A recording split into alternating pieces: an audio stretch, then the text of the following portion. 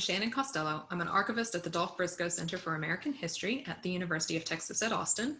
And in this video, I'm going to talk to you about finding aids. Finding aids are documents that are created by archive staff that guide researchers to the materials that they may want to see.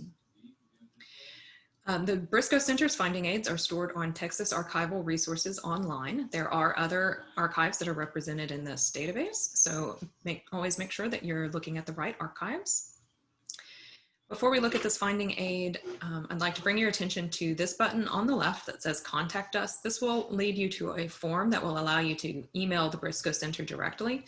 It's the easiest way to contact us if you have any questions about the collection or about the finding aid.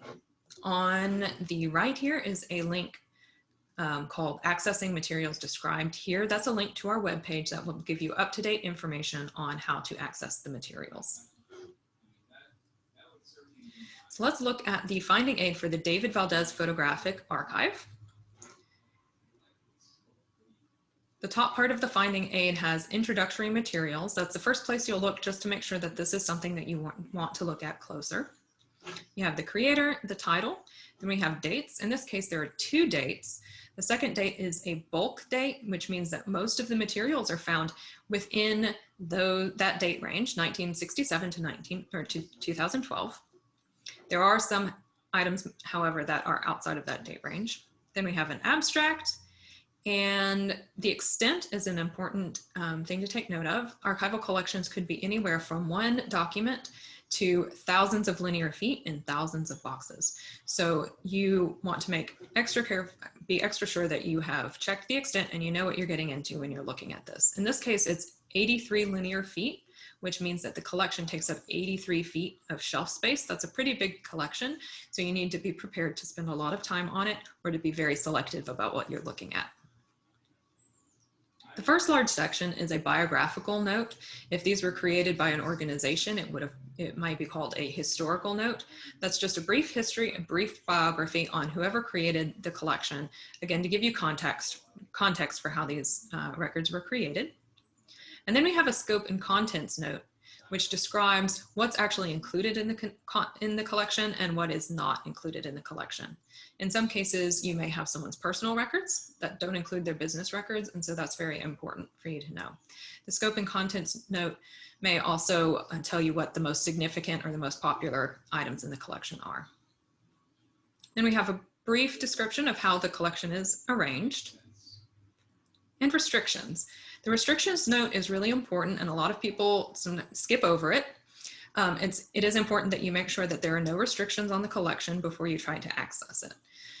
There are 2 types of restrictions. One is the access restrictions and some are use restrictions. Access restrictions mean that there's some kind of barrier that may make it harder for you to access the materials. In this case, they're stored remotely, so you need some extra time.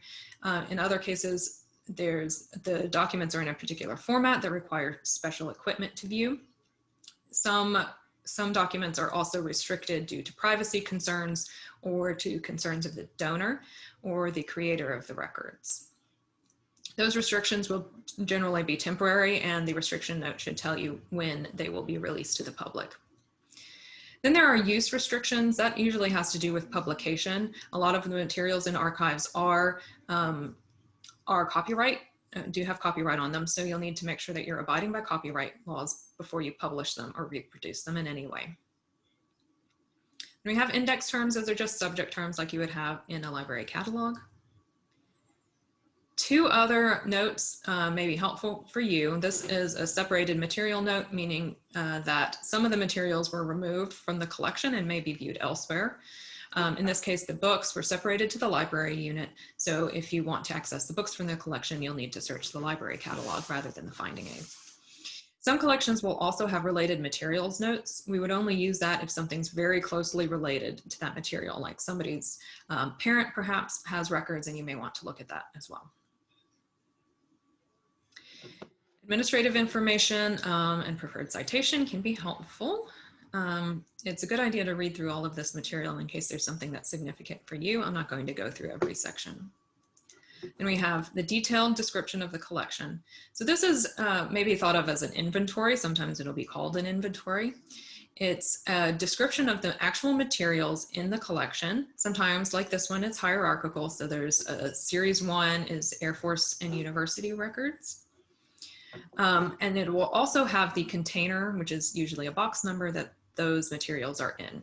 So on the left, we have the box numbers. It could be a folder number as well.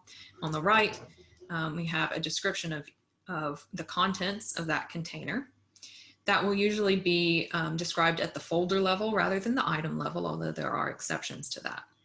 So in this case, we have 83 linear feet. You're probably not going to look at all of that. What you want to do is read through this detailed description, this inventory, identify materials that you want to see, write down the box number, and when you're finished with that, see our website for information on how to access these materials. That's it for reading a finding aid. If you have any questions, please do contact the Briscoe Center or see our other instructional videos that may help you as well. Thank you.